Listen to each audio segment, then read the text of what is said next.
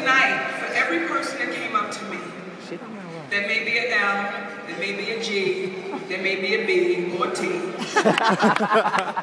one of them said, Monique, thank you so much for supporting our community. And thank you so much for coming out. But what I will say to y'all is, I shouldn't be thanked. I want to thank y'all for accepting me into a community that oftentimes struggles to be accepted by the world. So thank y'all so much for letting me be a part of your world. Before I speak about Mr. Daniels, I would first like to address lesbians, gays, bisexuals, transgenders. If I could first talk to the lesbians.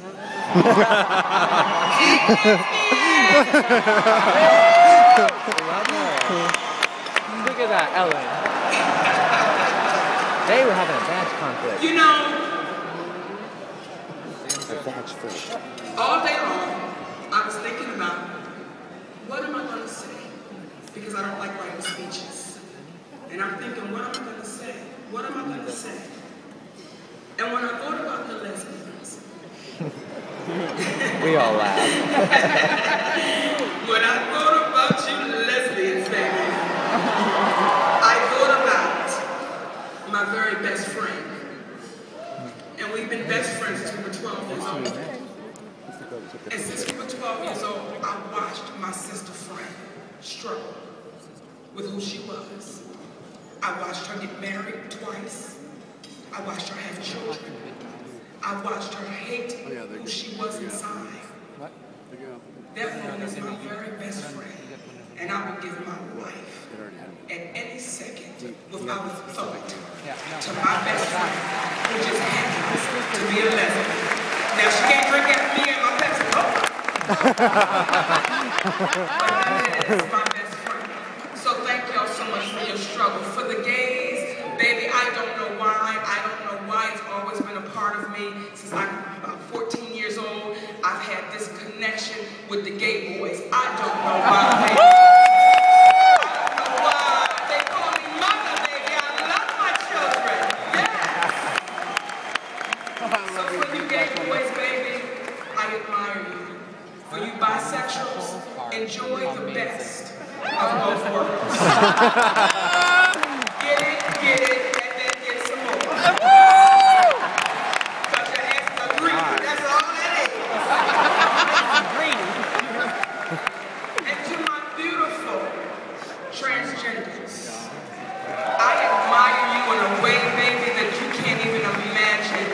I admire any human being saying, you know what, I'm going to be comfortable with who I am, and I'm not going to fight, I'm not going to struggle, and I refuse to apologize. So if you're a man and you want to put a dress on and get you some moons, baby, and wear it.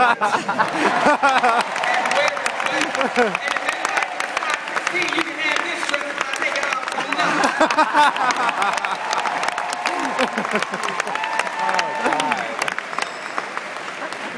Now, when HRC called me, and they said, you know, we would be honored if you would come and present the Visibility Award to Lee Daniels.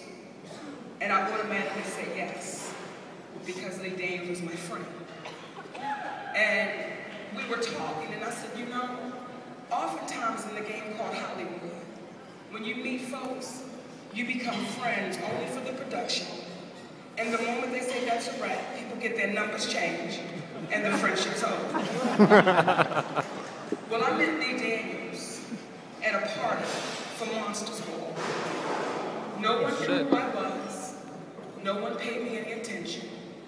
But this man came up to me in the midst of all these people, and he said, I have something for you, and I'm going to give you a call. Well, I've heard that so many times before. My reaction was the same that I'm giving everybody else. Okay, sugar. And I walked away. And a year later, I got that phone call from Mr. Lee Daniels, and that was for the movie Shadowboxer.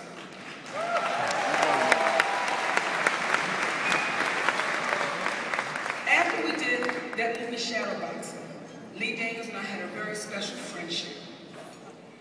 And I wasn't looking appreciative of the experience and the friendship from Shadowboxing. But then he called me again one night. It was Sunday night at 10:50. I answered my phone, and he says, hey, I have something that could really mess up your career. I said, sign me up. And that was this amazing movie called Precious.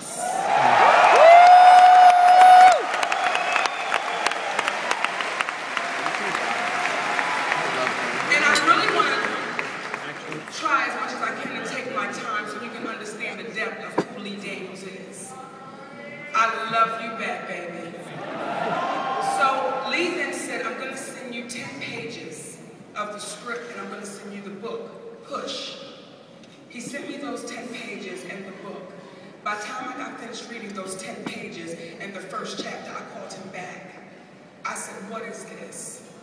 He said, I know. Are you up for it? I said, let's rock and roll. Now, what I think is important that people know about this man, when Lee Daniels wanted to make this movie, it was not about an Oscar. It was not about a Golden Globe. It was not about an Image Award. It was not about a trophy of any kind. When we got off of that phone, the next couple of days, our biggest goal was to save lives. That was it. And we figured if we saved one, we had done our job with this movie.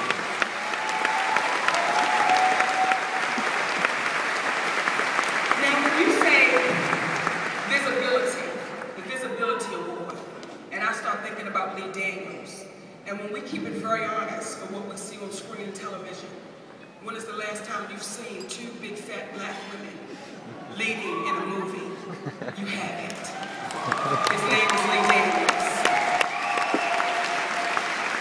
When have you ever seen two fat black women in a movie along with a child who was mentally challenged, who had no script, who had no lines, but she pulled it off, baby, like she was a professional?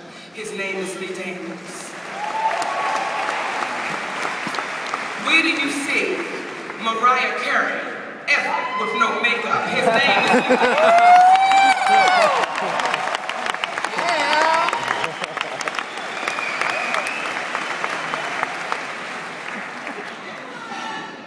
When I think about Lee, and I tell y'all about our friendship, it's the kind of friendship that I can pick up the phone at 3 o'clock in the morning, and I don't care where he is in the world.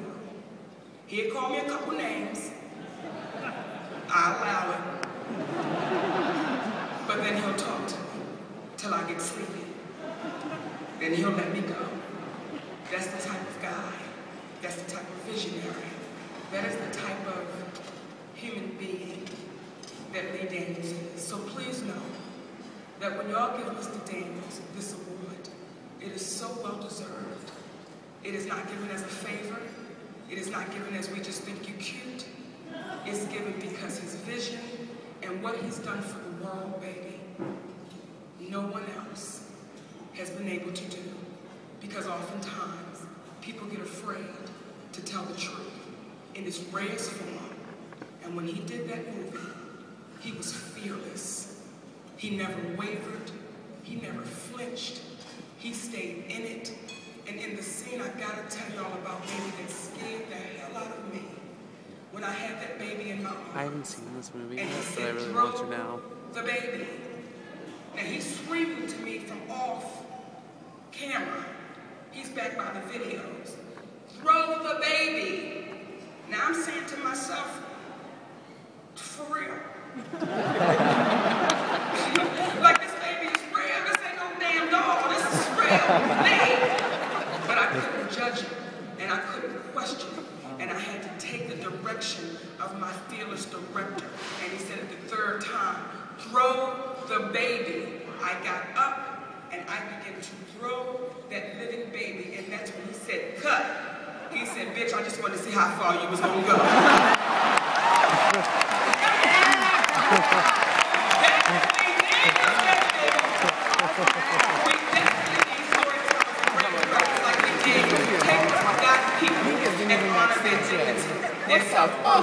And their humanity. Lee never ever forgets as an openly gay artist that he brings his whole life experience to every audience. He has given me and all of us the gift of visibility and truthfulness in his art and in his own life. Join me in watching some of my friend Lee Daniels' artistry on screen.